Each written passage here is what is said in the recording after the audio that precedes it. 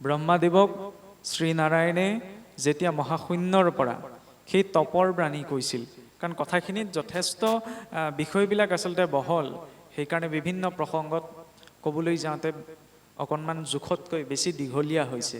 আৰু যাই হওক, যেতিয়া ব্ৰহ্মাদেৱে অবিদ্যা প্ৰকট কৰাৰ পাছত চিন্তিত হৈ থাকোঁতেই তপ বাণীৰ জৰিয়তে তেওঁৰ নিৰ্দেশনা পাইছিল তপ কৰাৰ বাবে, নহয়নে? আৰু তপৰ জৰিয়তে তেওঁ কাক চিন্তা কৰিছিল? নাৰায়ণক। সেইখিনিতে এটা কথা দেখুওৱা হৈছে যে ভগৱন্তক প্ৰাপ্তিৰ বাবে প্ৰথম প্ৰয়োজনীয় বিষয়টো হৈছে তপ। তেতিয়াহ'লে যে আমাৰ আলোচনাবিলাকত কৈ থকা হয়, কলিত নাহি তপ জপ যজ্ঞ যন্ত্ৰ, এতিয়া তপৰ কথা কিয় কোৱা হৈছে? কাৰণ তপ বুলি ক'লে গছৰ তলত বহি ধ্যান কৰি থকাটোকে নুবুজায়, সেইটোও এটা তপ, নহয়নে? আৰু সংসাৰখনততো 3 প্ৰকাৰ তাপ আছেই, আধিভৌতিক, আধিদৈৱিক আৰু আধ্যাত্মিক তাপ। জীৱ যিয়েই নহওক কিয়, তেওঁ সৎকৰ্ম অভিলাষীয়ে হওক বা অসৎকৰ্ম অভিলাষীয়ে নহওক কিয়, প্ৰত্যেক জীৱ এই 3টা তাপৰ ভিতৰত কোনোবা এটা তাপত তাপিত হ'বই লাগিব, অন্ততঃ শৰীৰটো থকালৈকে। শৰীৰজনিত যিখিনি বেমাৰ আজাৰ এইবিলাক হৈছে, ইয়াক সাধাৰণতে কোৱা হয় আধি ভৌতিক তাপ, অৰ্থাৎ ভৌতিক শৰীৰজনিত যিবিলাক দুখ কষ্ট। আধিদৈৱিক তাপ, যেতিয়া আমাৰ জীৱনত কোনো এটা ঘটনা আমি নভবা নিচিন্তাকৈ ঘটে ন, তেতিয়া আমি কওঁ বোলে দৈৱ দুখত এনেকুৱা ঘটিছে, যিটো কথা আমি যুক্তি তৰ্কৰে বিচাৰ কৰিব নোৱাৰোঁ। তেনেবিলাক দুখ কষ্ট সাধাৰণতে আধিদৈৱিক কোৱা হৈছে। আৰু আধ্যাত্মিক তাপ,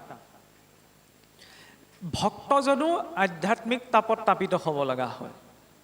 ভক্ত উদ্ধৱ ভগৱন্তৰ ইমান এজন ঐকান্তিক ভক্ত, কিন্তু তেওঁৰ জীৱনতো তাপ আছিল। কাৰণ ভক্তজনে ভগৱন্তক যেতিয়া নাপায়, নোপোৱালৈকে যিটো মনোকষ্ট, আধ্যাত্মিক কষ্ট অনুভৱ কৰে যে ভগৱানক মই নাই পোৱা, এইটো এক প্ৰকাৰৰ তাপ। ইয়াক কোৱা হৈছে সহজ ৰূপত আধ্যাত্মিক তাপ। অৰ্থাৎ কোনোবা ভক্ত হওক বা অভক্ত হওক, কিবা এটা নহয় কিবা এটা তাপত সংসাৰত থকালৈকে অন্ততঃ তেওঁ জড়িত হৈ থাকিবই লাগিব। এইটো সংসাৰৰ প্ৰকৃতি। সংসাৰ মানে হৈছে অনবৰত ঘূৰি ফুৰা। এতিয়া সকামতেই হওক নিকামতেই হওক আমিতো ঘূৰিয়ে ফুৰিছোঁ ন, ভালতেই হওক বেয়াতেই হওক আমি নিৰন্তৰ ঘূৰি ফুৰিছোঁ।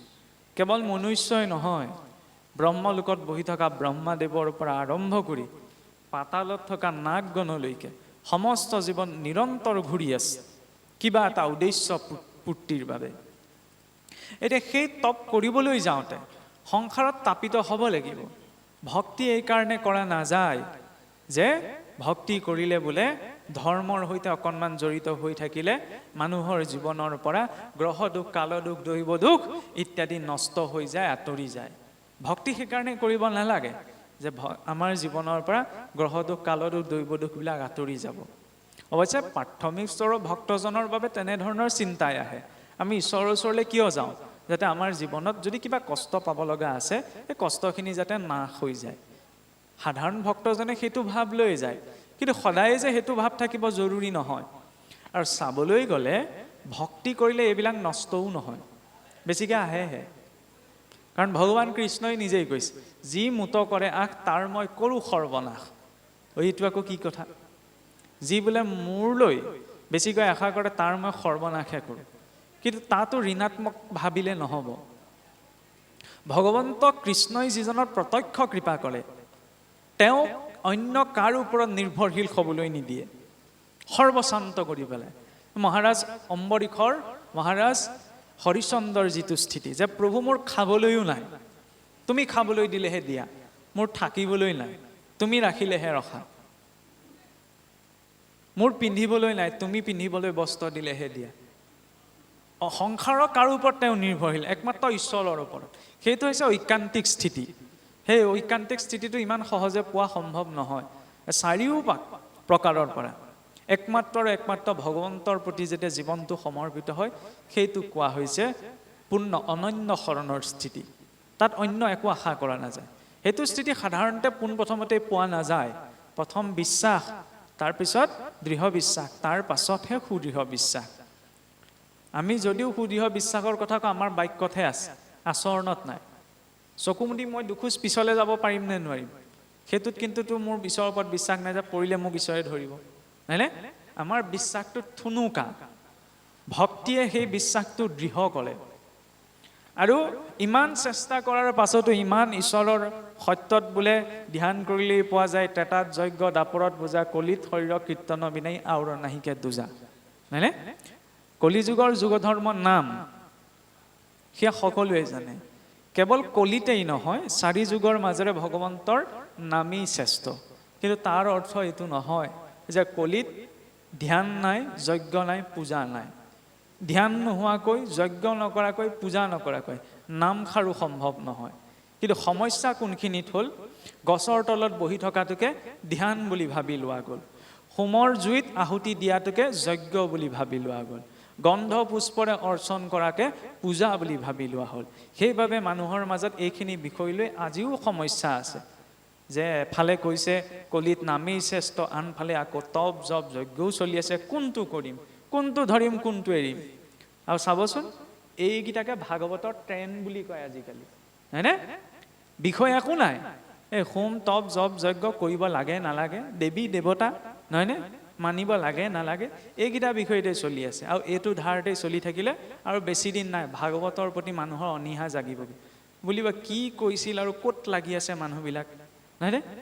নজনা মানুহসকলে সমস্যা সৃষ্টি কৰা নাই, জনাসকলেহে সমস্যা সৃষ্টি কৰি আছে, হয়নে? আমাৰ নিচিনা মানুহবিলাক। সেইকাৰণে বৰ বেছিকৈ বুজিবই নালাগে, বুজি থকা হ'লে ভগৱানক নাপায়, অকণমান সৰলতাৰে ল'ব লাগে। কিমান বুজিব, বুজি বুজি শেষ কৰিব নোৱাৰোঁ নহয়। কিয় কোৱা হৈছে, ত্ৰেতা ধ্যান যজ্ঞ পূজা নকৰাকৈ নামষাৰো সম্ভৱ নহয়। কেনেকৈ সম্ভৱ হ'ব? ধ্যান মানে কিনো? একাগ্ৰতা, হয়নে নহয়? নামষাৰ গাবলৈ যাওঁতে একাগ্ৰতা লাগে নে নালাগে? হ'ল বুলিয়েতো আমি গাই নিদিওঁ, মানস ৰূপত চিন্তা কৰা হয় ন।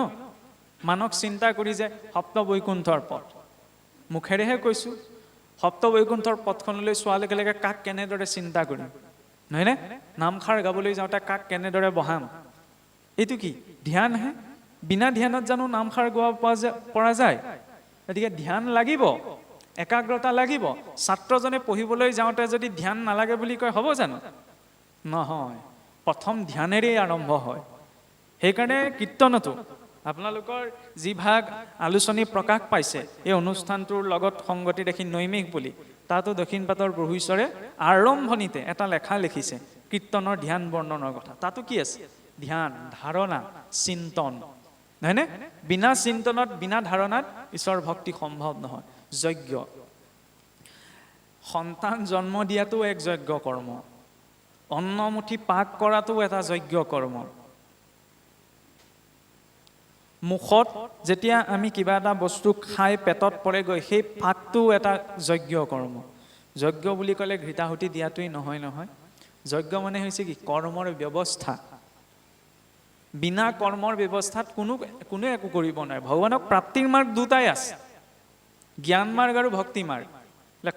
কৰ্ম মাৰ্গৰ কথাটো বেদত কৈছে। কৰ্ম বুলি পৃথককৈ এটা মাৰ্গ নাই, কৰ্ম জ্ঞানতো আছে, ভক্তিটো আছে। খালি জ্ঞানত কি কোৱা যায় যে প্ৰথমতে মই জানিম, জনাৰ পাছতহে মই মানিম। এইটো জ্ঞানৰ কথা। প্ৰথমতে মই জানিব লাগিব, তাৰপিছতে মই মানি ল'ম, নজনাকৈ কিয় মানিম? এইটো জ্ঞান। জ্ঞানত প্ৰথম ধাৰণাটো, শিক্ষাটো প্ৰধান। কি ভক্তিত কি কোৱা যায় যে প্ৰথমতে মই মানিম, আৰু মানিলে মই আপুনি জানিম। ঈশ্বৰক মই মানিম, মানিলে স্বাভাৱিকতে জানিম, তাত যুক্তি তৰ্কটো নাহে। জ্ঞান মাৰ্গত জ্ঞানক প্ৰাধান্যতা দি ভক্তিক কোনোবাখিনিত উপেক্ষা কৰি দিয়া হয়।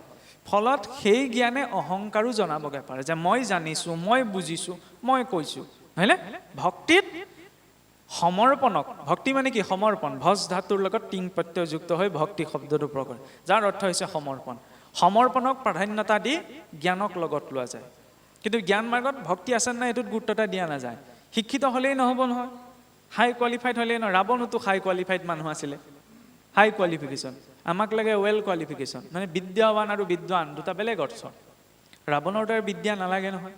ৰাৱণ ইমান পণ্ডিত আছিল, চাওকচোন, ইমান পণ্ডিত আৰু ইমান জ্ঞানী আছিল। ৰাৱণৰ 10টাৰ ভিতৰত 10টা গুণেই বেয়া নাছিল, এটা ভাল গুণো আছিল, যাৰ বাবে বোলে ভগৱান ৰামচন্দ্ৰই ৰাৱণক বধ কৰাৰ পাছত এবছৰৰ বাবে প্ৰায়শ্চিত্ত আচৰণ কৰিছিল। ৰাৱণ বেয়া আছিল, কিন্তু এটা ভাল গুণ আছিল কি? ৰাৱণ এজন ভক্তও আছিল, হয়নে? সেই মৰ্যাদাটো স্বয়ং ঈশ্বৰেও ৰক্ষা কৰি দেখুৱাইছে। গতিকে কেৱল ভক্তি কৰাটোৱে জৰুৰী নহয়, ভক্তি কৰিবলৈ যাতে কৰ্মবিলাক ভাল হৈছে নে নাই। কৰ্ম যদি শুদ্ধ নহয় তেতিয়াহ'লে ৰাম ৰাজ্যত থাকিওতো লাভ নাই। মন্থৰা ৰামৰ ৰাজ্যতেই আছিল, কিন্তু মতিটো পৰিৱৰ্তন হ'ল জানো? ৰামক বনবাসলৈ যোৱাৰ বুদ্ধি মন্থৰাইতো দিছিলগৈ, হয়নে? সেইফালে ৰাৱণৰ ৰাজ্যতচোন বিভীষণ আছিল, বিভীষণৰ মতি নষ্ট হ'ল জানো? নহ'ল। ভগৱন্তক দেখাটোও ডাঙৰ কথা নহয়। দুৰ্যোধন, দুঃশাসন, ৰাৱণ, কুম্ভকৰ্ণ এইখিনিও ভগৱন্তক দেখিছিল, কিন্তু সিহঁত পৰিৱৰ্তন হ'ল জানো? নহ'ল। কিয়? কৰ্মবিলাক যে বেয়া। যেতিয়ালৈকে কৰ্মবিলাক বেয়া হৈ থাকিব ভাৱটো নাহে। যদি কৰ্ম ভাল হয় তেতিয়াহ'লে ভাৱ আহিব। আৰু মানুহে ইমান বেয়া কৰ্মও কৰিব নালাগে যে ভগৱন্তয়ো তেওঁক প্ৰত্যাখ্যান কৰে। এই যে দশমত এতিয়া জৰাসন্ধৰ প্ৰসংগ চলি আছে, জৰাসন্ধ তেনে এটি ব্যক্তিত্ব যে ভৈৰৱক পুজিম বুলি বহুবিলাক শ শ ৰজা নৰবলি দিম বুলি বন্দী কৰি থৈ দিছে, হয়নে?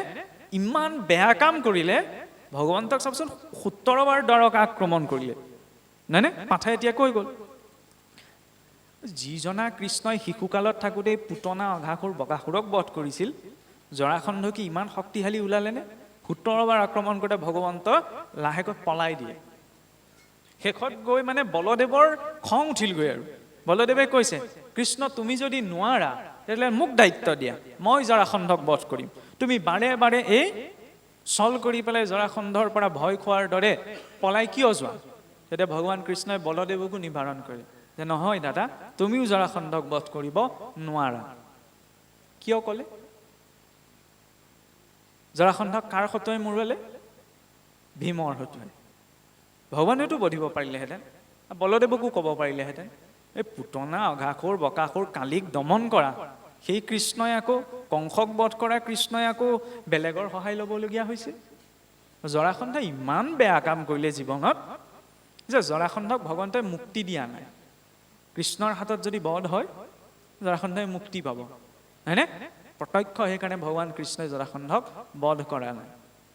দ্বিতীয়তে বলদেৱৰ হাতত মৰিলেও মুক্তি পাব। বলদেৱ স্বয়ং অনন্তদেৱৰ অৱতাৰ, নহয় জানো? চোৱা লগে লগে মুক্তি পাব, নাই দিয়া। কাৰ হতুৱাই মৰাইছে, বধ কৰিছে? ভীমৰ হতুৱাই, হয়নে? কৰ্ম ভাল হ'ব লাগে। কৰ্ম যদি ভাল হয় তেতিয়াহ'লে তেওঁ গতি পাবই। ভক্তি মাৰ্গতো কৰ্ম আছে। আজি যেনেকৈ এই অনুষ্ঠানভাগ পাতিবলৈ যাওঁতে কৰ্ম কৰিব লগা হৈছে ন, বস্তুখিনি যোগাৰ কৰা, বেদী আয়োজন কৰা, আপোনাৰ চাকি গছৰ পৰা ধূপ দালিলৈকে এইখিনিতো কৰ্ম কৰা গৈছে, হয়নে? কৰ্মখিনি ঈশ্বৰত অৰ্পণ কৰিলে যে দুখ কষ্ট নাপাওঁ এইটো নহয়। ভাগৱতৰ প্ৰথম স্কন্ধৰ প্ৰথম অধ্যায়তে এইটো স্বীকাৰ কৰা হৈছে যে কৃষ্ণত অৰ্পিয়াই আমি কৰো কৰ্ম যত, তাতো নানা বিঘ্নি আছে, জানিলো মনত।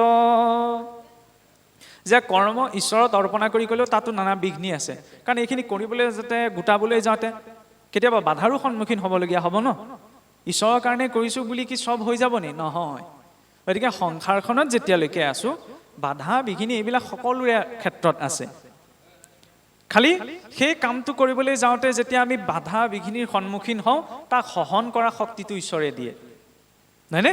নহ'লে চাওকচোন ভক্ত প্ৰহ্লাদ নিজৰ দেউতাকে ইমানখিনি শাস্তি দিলে, আমাৰ মানুহৰ শকতি আছেনে ইমানখিনি সহিব পাৰে? আমি কৈয়ে দিলোহেঁতেন, এই কণা ভগৱন্তই মুখে পালেগৈনে, মইনো কোনটো জনমত কি পাপ কাম কৰিছিলোঁ যে ইমান কষ্ট পাবলগীয়া হৈছে। ভক্ত ধ্ৰুৱ এলা পেচা বাপেকৰ পুতেকো নহয়, জম্বুদ্বীপৰ অধিপতি ৰজা উত্তানপাদৰ সন্তান, গেভিটি নাই আকৌ সেই বুলি, হয়নে? সুৰুচি মাতৃয়ে কোচতে উঠিবলৈ নিদিলে, সেইকাৰণে মাতৃও তাত দুটা ভাৱ দেখুৱাইছে, সুৰুচি আৰু সুনীতি, হয়নে? সুৰুচি, যাৰ ৰুচিবোধতে গুৰুত্বতা আছে, তেওঁ সুৰুচি। উত্তমে ৰাজসিংহাসনৰ পদ নাপাব বুলি সতিনীৰ পুত্ৰ বুলি ভক্ত ধ্ৰুৱক কোচতে উঠিবলৈ নিদিলে। সেইটো মনোভাৱ নালাগে। কাৰ দৰে মনোভাৱ লাগে? সুনীতিৰ দৰে, যে যিকোনো পৰিস্থিতিটো নীতিত আছে। ভক্ত ধ্ৰুৱই যেতিয়া কান্দি কান্দি ক'লেগৈ যে মা মোক সুৰুচি মাতৃয়ে দেউতাৰ কোচত উঠিবলৈ নিদিলেহেঁতেন, সুনীতি মাতৃয়ে ক'ব পাৰিলেহেঁতেন, কিয় নিদিব, মোৰো সমান অধিকাৰ আছে, ক'ব পাৰিলেহেঁতেন নে? কোৱাটো যুগত আছিল, আজিৰ যুগত হোৱা হ'লেতো ক'লোৱেহেঁতেন, নহয়নে? সমান অধিকাৰ আছে, ৰজাৰ একে পত্নী হয়, নাই কোৱা। ক'লে কি, বোপাই আমি পূৰ্বতে চাগে শৰীক ভালদৰে নভজিলোঁ, সেইবাবে এইকণ কষ্ট আজি পাবলগীয়া হৈছে। তই শৰীক ভজনা কৰ, তই যিটো বিচাৰিছ ভগৱানেহে তোক দিব পাৰিব, নহয়নে? সমীক মুনিও যেতিয়া পৰীক্ষিতে সেই মৰা সাপডাল ডিঙিত আঁৰি থৈ গৈছিল, তাৰপিছত যেতিয়া শৃংগী মুনিয়ে ক'লে, দেউতা ৰজা পৰীক্ষিত আহিছিল, তোমাক এনেদৰে অপমান কৰি থৈ গ'ল, সেইকাৰণে মই তেওঁক অভিশাপ দিলোঁ। আমাৰ বাপে খোৱাহেঁতেন কি বুলি ক'লেহেঁতেন, বোপাই ভাল কৰিলি, মোক অপমান কৰি থৈ গ'ল, ঠিকছে শান্তি দিলি। সেইটো মনোভাৱ দেখুওৱা নাই, বহল দৃষ্টিভংগী। সেইকাৰণে কুকুৰ মেকুৰী চৰাই চিৰিকটি ইহঁতিও সন্তান জন্ম দিয়ে, কিন্তু পিতৃ মাতৃ শব্দ দুটা সিহঁতৰ ক্ষেত্ৰত আমি প্ৰয়োগ নকৰোঁ, হয়নে? মনুষ্যৰ ক্ষেত্ৰত পিতৃ বুলি ক'লে সেই নিজৰ পুত্ৰৰে নিজৰ সন্তানৰে পিতৃ এইটো নহয়, সেই সমাজত থকা প্ৰতিটো সন্তানৰ তেওঁ পিতৃ। মাতৃ বুলি ক'লে নিজৰ জন্ম দিয়া ল'ৰা ছোৱালীকেইটাৰ মাতৃ নহয়, সেই সমাজখনত থকা সেই গাঁওখনত থকা প্ৰতিটো সন্তানৰ মাতৃ, হয়নে? সেইবাবে পিতৃ মাতৃ সদা পূজিত। আদিগুৰু বুলি কিয় কোৱা হয়? জন্ম দিলেই পিতৃ মাতৃ হৈ নাযায় নহয়, হয় জানো? জন্মচোন চৰাই চিৰিকটিও দিয়ে, সিহঁতে জানো মানুহৰ দৰে পিতৃ মাতৃৰ মৰ্যাদা পায়? নাপায়, কাৰণ সিহঁতে জন্ম দিয়ে পাহৰি যায়, এৰি দিয়ে। মনুষ্যৰ সেইটো নহয়, হয়নে? সেইবাবে মহাগুৰু বুলি কোৱা হয়। আৰু সেই মহাগুৰু কথা প্ৰসংগত এটা আহিছিল, সেইবাবে মই চুই গৈছোঁ যে এই পিতৃ মাতৃৰ বিয়োগ হ'লে যে আমাৰ যে ধৰি লওক কাজ কৰ্ম ইত্যাদি কৰাটো কৰা, এবছৰলৈকে যে কয় বোলে নামঘৰলৈ নাযাবা, এনেকুৱা ধৰণৰ কথাবিলাক যে কয়, কিয় কয়? আচলতে পিতৃ মাতৃ ঢুকোৱা পাছত পৰলোকলৈ গমন কৰিলে এবছৰলৈকে পুত্ৰ নামঘৰলৈ যাব নোৱাৰে, মন্দিৰলৈ যাব নোৱাৰে, নামঘৰৰ কৰ্ম কৰিব নোৱাৰে, শৰাই দিব নোৱাৰে, তেনেকুৱা কোনো নিয়ম শাস্ত্ৰত নাই। প্ৰকৃততে আছে কি? মহাগুৰু নিপাত হৈছে পিতৃ মাতৃ, নহয়নে?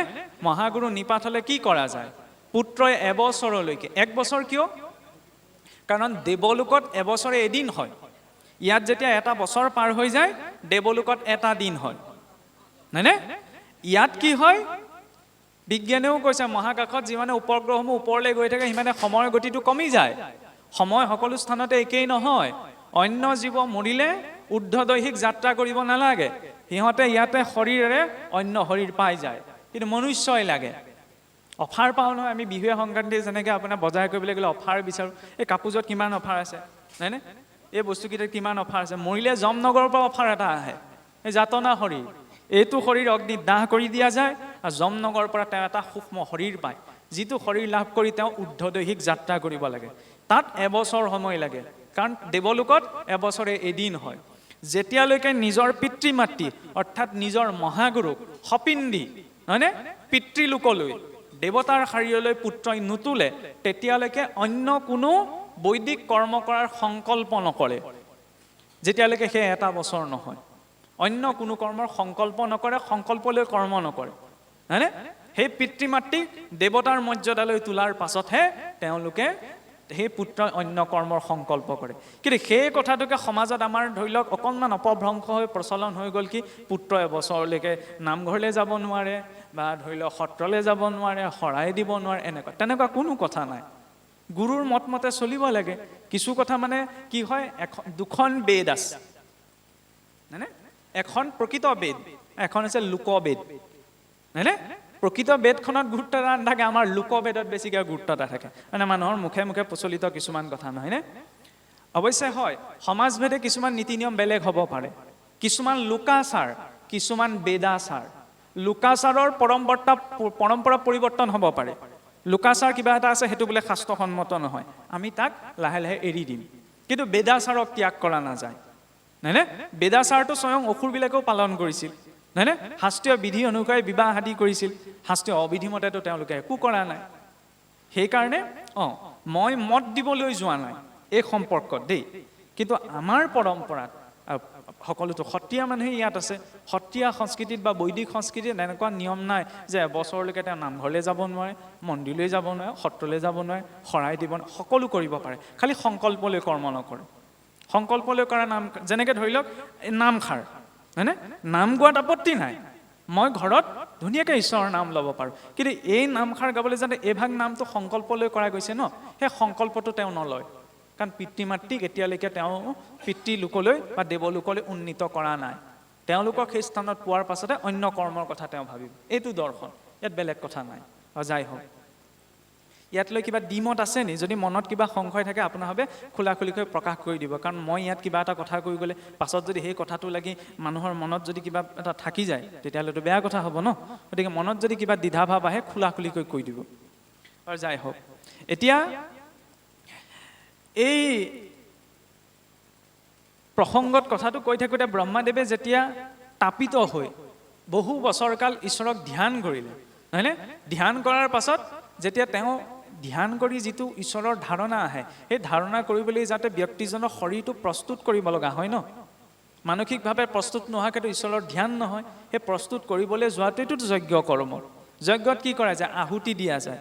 এতিয়া এই কৰ্মভাগ কৰিবলৈ যাওঁতেও ইয়াত আহুতি দিব লগা হৈছে, কাৰোবাৰ আৰ্থিক, কাৰোবাৰ মানসিক, কাৰোবাৰ কায়িক, কাৰোবাৰ বাচিক, নহয়নে? বিনা আহুতিত একো কৰ্ম নহয়। পূজা, পূজা মানে কিনো? এটা আড়ম্বৰপূৰ্ণ পৰিৱেশেই পূজা নহয়। হৰিৰ পূজাত প্ৰত্যেকজন হৰিভক্তৰ অধিকাৰ আছে। পূজাত কি কৰা যায়নো?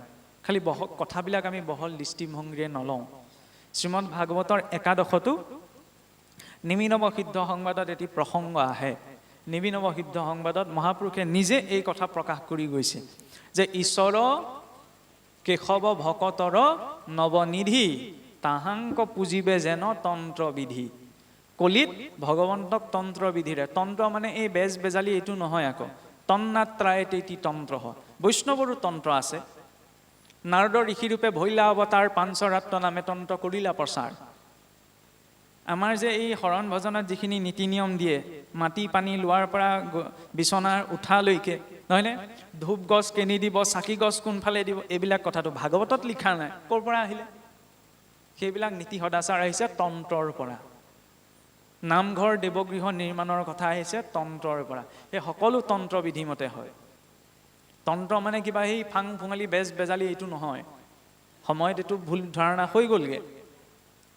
এতিয়া সেই তন্ত্ৰমতে যেতিয়া ভগৱন্তক অৰ্চনা কৰা যায়, মই কোৱা নাই, এইটো নাভাবিব যে মই কলিযুগত পূজা পাতলৰ প্ৰচাৰ প্ৰসাৰৰ বাবে এইবিলাক কথা কৈছোঁ, কাৰণ এইবিলাক কথালৈ মানুহৰ মাজত এতিয়াও ভুল ধাৰণা আছে, হয়নে নহয়? লাগে নে নালাগে? কোনোবাই নকৰে নালাগে, কিন্তু অশ্ৰদ্ধা যাতে সেই কৰ্মটোৰ প্ৰতি নহয়, কাৰণ তাতো এজন ভক্তই ঈশ্বৰকেই সেৱা কৰিছে।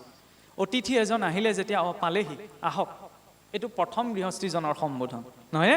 মুখ হাত দিবলৈ আমি পানী ঘটিটো উলিয়াই দিওঁ, তাৰপৰা আহক বহিবলৈ আমি আসনখন দিওঁ, হয়নে নহয়? তাৰপৰা চাহ তামোল দিওঁ, ভাল বেয়া কথা সোধোঁ। তাৰপিছত তেওঁ গ'লেগৈ যথাসময়ত ভালদৰে সম্বোধন কৰি, পাৰিলে ধৰি লওক অসমীয়াৰ মান হিচাপততো আমাৰ মান ধৰে বুলি কয়, বস্ত্ৰ এখন দিলে, বস্ত্ৰ এখন দি অতিথিক পুনৰ আকৌ স্বস্থানলৈ গ'ম। পূজাটো সেই একেটা কামেই কৰা হয়। পূজা একো সাংঘাতিক কথা নহয়। ভগৱন্তক আমি কেনেকৈ মাতিম? ভাৱেৰে। সেয়া লাগিলে বাংময় আসনেই হওক, অন্য ঈশ্বৰৰ বিগ্ৰহ থকা আসনেই হওক বা যিয়েই নহওক, ঈশ্বৰটো 8 প্ৰকাৰৰ মূৰ্তি আছে ন। শৈলিং দাৰুময়ীং লৌহিং লেখা লেপ্যাচ চৈকটিং মনোময় মণিময়ীং প্ৰতিমাস্থ বিধা স্মিত হওক। ঈশ্বৰৰ মূৰ্তি শিলৰ হ'ব পাৰে, দাৰু অৰ্থাৎ কাঠৰ হ'ব পাৰে, মনেৰে কল্পিত হ'ব পাৰে, মণিময় হ'ব পাৰে, লিখিত হ'ব পাৰে। লিখিত মানে কি? বাংময়। বাংময় মানে শব্দ নহয় জানো? শব্দই মোৰ মূৰ্তি শ্ৰীমদ ভাগৱত। যেতিয়া প্ৰতিষ্ঠা কৰা যায়, কেনেকৈ প্ৰতিষ্ঠা কৰে?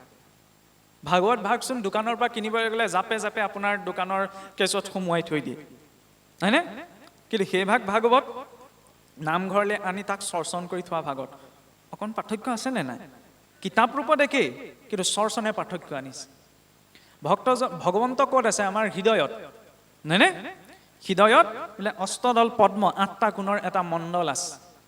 সেই 8টি অষ্টদল পদ্মৰ মধ্যত ভগৱন্তৰ নিবাস। প্ৰথমতে বোলে চন্দ্ৰৰ মণ্ডল আছে, তাৰপিছত সূৰ্যৰ মণ্ডল আছে, তাৰ ভিতৰত আছে অগ্নিমণ্ডল, অগ্নিমণ্ডলৰ ভিতৰত ঈশ্বৰৰ নিবাস। আৰু তাৰ কাষত যি 8টা পাহি আছে, সেই 8টা পাহিতে জীৱই নিজৰ গুণ কৰ্ম সংস্কাৰ অনুসাৰে অধিষ্ঠান লাভ কৰে। সেইদিনা এজনৰ কথা শুনিলোঁ, এজনে আপোনাৰ কি কৈছে বোলে, সেই পুৰোহিত এজনে বোলে কিবা কাম কৰোঁতে বোলে 8টা মণ্ডল যে আঁকি লয়, তাক বোলে ঈশ্বৰক ৰাখিবলৈ, দেৱী দেৱতাক ৰাখিবলৈ আপোনাৰ ডাকিনী মাতে, চাকিনী মাতে, পিখাচিনী মাতে। কৈ মানুহে মানে কিমান অধস্কা কথা কিছুমান ভাবিব পাৰে। অষ্টদল পদ্মত ঈশ্বৰৰ নিবাস স্থান, তালৈ বাৰু ডাকিনী হাকিনী এইবিলাক মাতেনে? কিবা এটা সজাবলৈ গৈ মাথাতে এনেকুৱাকৈ বিকৃতকৈ কথা কিছুমান কৈ পেলাই মানে ভাবিব নোৱাৰে। সেইকাৰণে বৰকে আমাৰ নিচিনা মানুহবিলাকৰ কথাটো বিশ্বাস নকৰিব, নিজে শাস্ত্ৰ পঢ়িব, তেতিয়া স্বাভাৱিকতে গম পাব। নহ'লে কিবা এটা বুজাবলৈ যাওঁতে কিবা এটা হৈ যায়গৈ। সেই অষ্টদল 8টা কোণত জীৱই অধিষ্ঠান লাভ কৰে। সেইকাৰণে অষ্টদলৰ মণ্ডলটো অঁকা যায় বা দেখুওৱা যায়।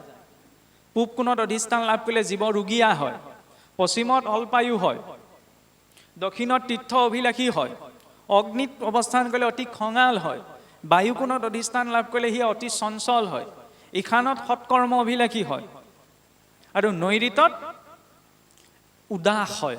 আৰু যেতিয়া উত্তৰ কোণত অধিষ্ঠান লাভ কৰে, উত্তৰপাশিত যেবে জীৱয়ু তপন্ন ভক্তি কৰিবাক লাগি যায় তাৰ মন, এতেকে ভক্তৰ গতি উত্তৰৰ কুলে যাই যিটো ভকত শুয় সিটো নৰে। উত্তৰ পাশীত যেতিয়া অৱস্থান কৰে তেতিয়া তেওঁৰ মনত ভক্তি জাগ্ৰত হয়। সেইবাবে চাবচোন, সাধাৰণতে আমাৰ পাথৰ আসনখনো কেনি মুখ কৰি থাকে? উত্তৰ দিশলৈ।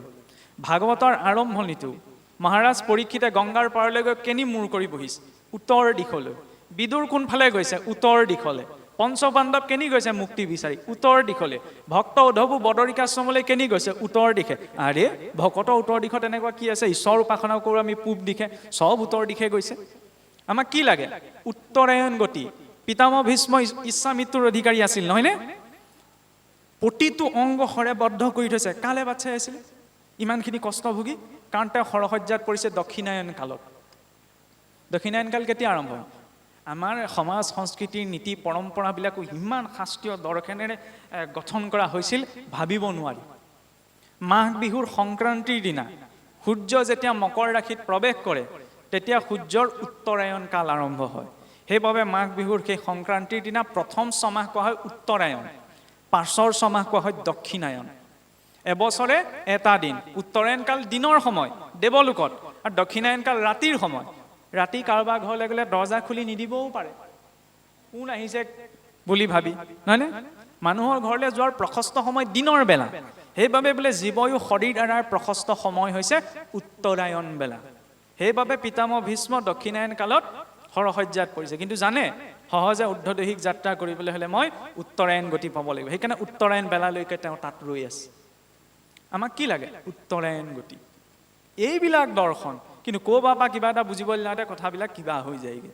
যাই হওক, এতিয়া সেই উত্তৰায়ণ গতি প্ৰাপ্ত হয় ক'ৰ পৰা? জীৱই নিজৰ সংস্কাৰৰ পৰা। কিন্তু অৱশ্যে ভাগৱতৰ এইটো শক্তি আছে যে ভাগৱতে দক্ষিণায়ন কালত শৰীৰ এৰা এটি জীৱকো গতি দিব পাৰে। কাৰণ সেইবাবে সেই ভাগৱতৰ মাৰ্গত গোটেইকেইটা ওলোটা দেখুৱাইছে। মহাৰাজ পৰীক্ষিতেও ভাদ মাহত শৰীৰ এৰিছে, ভাদ মাহৰ শুক্লা নৱমী। আন গোকৰ্ণত ধুন্ধুকাৰী উপাখ্যানটোৰ কথাটো আপোনালোকে জানি, ধুন্ধুকাৰীও শৰীৰ এৰিছে এই দক্ষিণায়ন কালত। ভাগৱতৰ এইটো কেপাচিটি। তাৰ অৰ্থ এইটো নহয় যে ভাগৱত পঢ়ি আছোঁ, শুনি আছোঁ, তাৰ কাৰণত আৰু মই গতি পাই যাম। এটা পদ্ধতি আছে ন, সেই পদ্ধতিটো অৱলম্বন কৰিব লাগিব। মহাৰাজ পৰীক্ষিত কেনেকৈ বহিছিলগৈ? সকলোৱে এৰি, আমিতো একো এৰিব পৰা নাই, নহয়নে? পৰীক্ষিতৰ কোৱাৰ লগে লগে তেওঁৰ দৰে এইটো প্ৰস্তুতো হ'ব লাগিব। আমি ইমানখিনি ত্যাগ কৰিবগৈ নোৱাৰোঁ। সেইবাবে এটা সুন্দৰ ব্যৱস্থা ভাগৱতত, সেইবাবে এটা ক্ৰম আছে। প্ৰকৃততেতো ভাগৱতৰ কথা আৰম্ভ হৈছে তৃতীয় স্কন্ধৰ পৰাহে, লক্ষণ বৰ্ণনা। প্ৰথম আৰু দ্বিতীয় স্কন্ধ ভাগৱতৰ আৰম্ভণি অংশ, হয়নে? এই 12টা স্কন্ধ, এই এতিয়া কৈ থকা কথাবিলাক ব্যাখ্যা কিয় নহয়? কাৰণ ভাগৱতৰ ব্যাখ্যা ইতিমধ্যে হৈ আছে সম্পূৰ্ণ। 4টি শ্লোকত আছিল, নাৰায়ণে 4টি শ্লোকত ব্ৰহ্মাক দিছিল, ব্ৰহ্মাৰ পৰা আহি আহি শুকদেৱৰ হাতত 12 স্কন্ধ হৈ গ'ল। শুকদেৱৰ পৰৱৰ্তী আচাৰ্যসকলে তাত নতুন কথা যোগ দিয়া নাই, নহয়নে? হৈ গ'ল। পৰৱৰ্তী সময়ত তাৰ ওপৰত ভাষ্য গ্ৰন্থ লিখিলে, যাক কোৱা হ'ল, সেইবাবে মহাপুৰুষে কলম ধৰিছে, যেবে টিকা ভাষ্য চাই দেখা এইটো কথা নাই, নিন্দা তেবে বুলিবাহা মোক। মই লিখা কথাখিনি যদি বোলে ভাগৱতৰ ভাষ্যত নাই, তেতিয়াহ'লে তোমালোকে নামানিবা, হয়নে? সেইবাবে অৰ্থটো বিচাৰি গুৰিলে যাব লাগে, নহ'লে মানুহৰ মুখত শুনি থাকিলে কেতিয়াবা অৰ্থৰ অনৰ্থ হৈ যায়। আৰু যাই হওক, এতিয়া সেই কথা ৰাখিবলৈ যাওঁতেও চাওকচোন, আজিকালি 4 বেদ 14 শাস্ত্ৰ 18 পুৰাণ বুলিলে কিছুসকল আছে জংগী মহটোৰ নিচিনা হৈ যায়। সেইবোৰ যেন একেবাৰে অদৰকাৰী বিষয় নহয়। শিষ্যজনৰ ভিতৰত যদি গ্ৰহণশীলতা থাকে, সকলোৰে পৰা ল'ব পাৰে।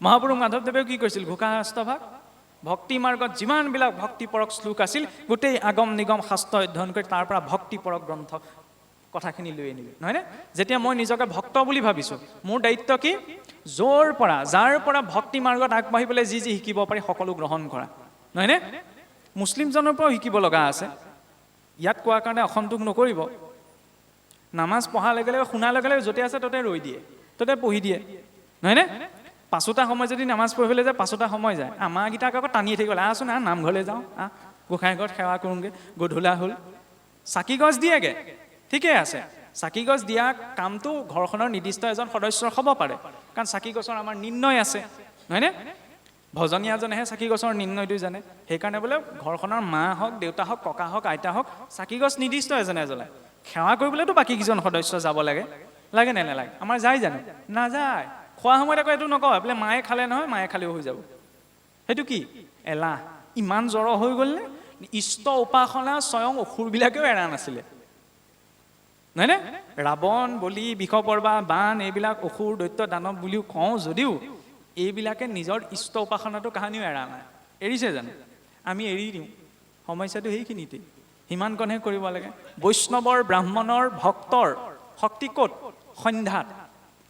সন্ধ্যা কৰ্মত নহয়নে সেইবাবে বাহিৰত থকা চৰাই চিৰিকটিকেইটাও সন্ধ্যা সময়ত বাঁহলৈ উভতে নামঘৰৰ দবাকোবটো মনত পেলাই দিয়ে যে দম দয়া দান সেইখিনি সময়ত অন্ততঃ নিজকে দমন কৰা নিজৰ ওপৰত দয়া কৰা ঈশ্বৰৰ নাম লোৱা নিজেও লোৱা আনকো ঈশ্বৰৰ নাম ল'বলৈ প্ৰেৰণাটো দিয়া নহয়নে মই যদি আৰু চুট্টাই কৰি তিনিআলি মূৰত লেকচাৰ মাৰিবলৈ ওলাই যাম কি সন্ধ্যাটো থাকিলে যাওক যাবলৈ আপত্তি নাই হয়নে কিন্তু সন্ধ্যা লগা যদি ঘৰখনত থকা গৈছে নথকাসকলৰ কথা কোৱা নাই কাৰণ সকলো ব্যক্তিটো সন্ধ্যা লগা সময়ত ঘৰতেই যে থাকিব এইটোতো জৰুৰী নহয় সকলোৱে কৰ্ম ব্যৱস্থাবিলাক বেলেগ বেলেগ অন্ততঃ যিকেইজন আছে তেওঁলোকে গাটো ধুব নোৱাৰিলেও তাকো মানি লোৱা গৈছে এতিয়াতো ঠাণ্ডা দিনত কিছুৱেতো সুযোগ ল'বই সেইবিলাক ব্যক্তিগত বিষয় অন্ততঃ মুখ হাতকেইটা ধুই হ'লেও ঈশ্বৰৰ ওচৰত গৈ ধূপডাল জ্বলাবৰ কাৰণে মনেৰেও ঈশ্বৰক চিন্তা কৰা প্ৰয়োজন সেইকণকে হৈ থাককচোন সদায় আন নহ'লেও সেইকণ এৰিব নালাগে নহয়নে যাক আমি গুৰু সেৱা বুলি কওঁ যদি সেইকণতো যদি নিষ্ঠা আছে তেতিয়াহ'লে বেলেগকৈ শাস্ত্ৰ নপঢ়িলেও হ'ব তেওঁ তেনেদৰে গতি পাব